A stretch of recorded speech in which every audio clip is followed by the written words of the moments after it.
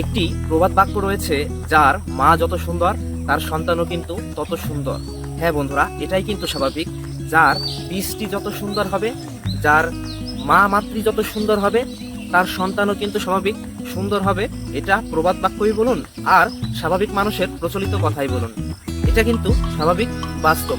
ঠিক তেমনই যে ফসলের বীজ যত ভালো হবে, যে ফসলের বীজকে যত বেশি ফ্রেশ, সতেজ এবং স্বচ্ছ বীজ সিলেক্ট করতে পারবেন, যার গুণগত মান ভালো হবে, সেই বীজটি কিন্তু আপনার সব থেকে অধিক এবং বেশি হারে ফসল দেবে, বেশি হারে ফল দেবে। তো বন্ধুরা, আজকের ভিডিওর মূল বিষয় হচ্ছে, যে সমস্ত কৃষক ভাইয়েরা উচ্ছে বা করলা চাষ করেন, মিডিয়াম সাইজের করলা বা উচ্ছে যে সমস্ত কৃষক ভাইয়েরা চাষ করেন, এই কৃষক ভাইদের ভালো প্রফিট করার জন্য বা এই করলা বা উচ্ছে চাষ করে লাভবান হওয়ার জন্য সর্বপ্রথম যেটি জরুরি, সেটি কিন্তু আপনার সঠিক হাইব্রিড উচ্চ ফলনশীল বীজ নির্বাচন করা। দেখুন বন্ধুরা, আপনারা যদি সঠিক বীজ, হাইব্রিড বীজ এবং গুণগত মান সম্পন্ন বীজ আপনারা সিলেক্ট করতে না পারেন, তাহলে কিন্তু ভালো ফলন মোটেও কিন্তু সম্ভব নয়। কখনোই কিন্তু আপনার আশানুরূপ স্বচ্ছ সুন্দর ফলন আশা করা যাবে না। তো আজকের ভিডিওর মূল যে বিষয়, আজকের ভিডিওতে আপনাদের সাথে আলোচনা করব, এই বাজারে এই 2024 সালে এসে এই বাংলাদেশের এই বাজারে সবথেকে ভালো কোম্পানির এবং উচ্চ ফলনশীল 5টি উচ্ছে বা করলার জাত নিয়ে। তো বন্ধুরা, আর দেরি না করে চলুন চলে যাই আমাদের আজকের ভিডিওর মূল বিষয়টিতে।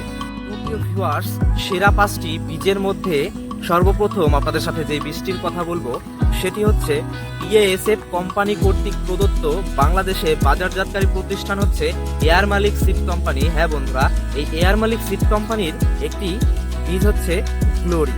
হ্যাঁ বন্ধুরা, এই মিডিয়াম সাইজের যে করলাগুলো রয়েছে বা উচ্ছেগুলো রয়েছে, এই বিএএসএফ কোম্পানির যে গ্লোরি নামক যে উচ্ছের বা করলাটি রয়েছে, এটি কিন্তু মিডিয়াম সাইজ হয়ে থাকে এবং এই গ্লোরি করলার বিশেষ একটি বৈশিষ্ট্য হচ্ছে, এটির যে গায়ের যে কাঁটাগুলো রয়েছে, এই কাঁটাগুলো কিন্তু বেশ খাড়া খাড়া সুচালু আকৃতির হয়ে থাকে এবং এই করলা যখন বাজারে আসে, এই করলার পাশে যদি অন্য কোনো করলাকে রাখা হয়, কখনোই শুধুমাত্র কিন্তু এর তফাৎটা বোঝা যায়। কেননা এই যে এয়ার মালিক সিডের যে গ্লোরি করলাটি, এটি এত সুন্দর মসৃণ এবং সবুজ একটা ভাব, এটি দেখলেই কেমন যেন একটা একটা প্রশান্তি চলে আসে। তো বন্ধুরা, এই বীজটি কিন্তু আপনারা সিলেক্ট করতে পারেন। এরপরে যে বীজটির কথা বলবো, সেটি হচ্ছে ইন্ডিয়ান একটি বীজ, নামধারী সিড কোম্পানির যে ঝলক নামক বীজটি রয়েছে, এটি কিন্তু F1 হাইব্রিড ভ্যারাইটির একটি বীজ এবং এই বীজটিও কিন্তু আপনার ওই গ্লোরির মতোই মিডিয়াম আকৃতির করলা এবং দেখতে গাঢ় সবুজ বর্ণের, সবুজ আকৃতির এবং দেখতে কিন্তু খুব মসৃণ আকৃতির হয়ে থাকে এবং এরও কিন্তু কাঁটাগুলো বেশ খাড়া খাড়া আকৃতির হয়ে থাকে এবং এটিও কিন্তু বাজারে প্রচুর প্রচলন আছে, বাজারে বেশ টানে এই জাতের করলাগুলো। এবং এই যে আপনার এই নামধারী সিডের যে ঝলক করলাটি, এটি কিন্তু আপনার তীব্র শীত ব্যতীত 12 মাসই চাষযোগ্য একটি করলা।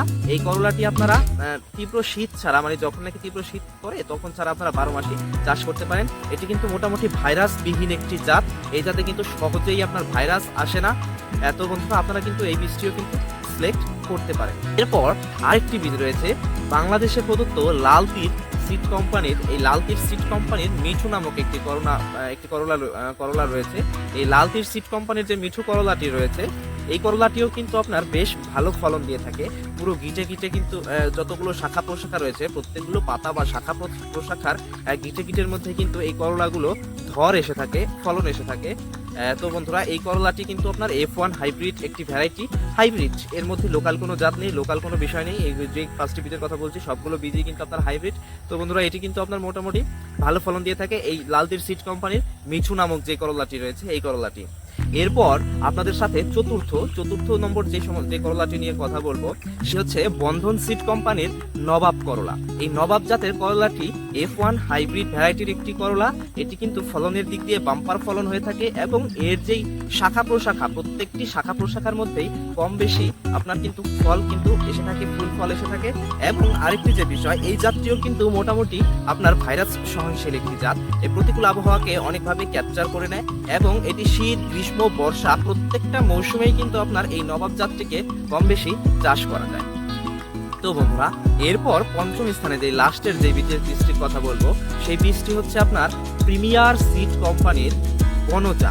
হ্যাঁ বন্ধুরা, এই প্রিমিয়ার সিড কোম্পানির যে বনজা নামক যে করলাটি রয়েছে, মিডিয়াম সাইজের যে করলা রয়েছে, এই মিডিয়াম সাইজের করলার মধ্যে কিন্তু এই বনজা করলাটিও কিন্তু বেশ ব্যাপক প্রসার ফেলেছে। এটিও কিন্তু ফলনের দিক দিয়ে বেশ দারুণ ফলন কিন্তু পরিলক্ষিত করা যায়, এবং এই বনজা করলাটিও দেখতে খুব সুন্দর সবুজ, এবং কাঁটাগুলো খাড়া খাড়া হয়ে থাকার কারণে বাজারে এর যে চাহিদা, এর চাহিদাও কিন্তু মোটামুটি বেশ ভালো বলতে পারেন। তো বন্ধুরা, এই যে 5টি জাতের কথা আপনাদের সাথে আলোচনা করলাম বা 5টি জাতের কথা বললাম, এই 5টি জাত যদি আপনারা চাষ করেন, ভালো অরিজিনাল বীজটি সংগ্রহ করে যদি আপনারা চাষ করেন, তাহলে আপনাদেরকে এতটুকু আশ্বাস দিতে পারছি যে আপনারা অন্তত আর যাই হোক না হোক না কেন, বীজের যে গুণগত মান বা বীজ কিন্তু আপনাদের কখনো নিম্নমানের হবে না। কেননা এই যে কোম্পানিগুলো রয়েছে, সেগুলো প্রত্যেকটি ভালো কোম্পানি, লেভেলের কোম্পানি, এবং এর কিন্তু আপনার বেশ সুনামও রয়েছে, ভালো ফলন হয়ে থাকে।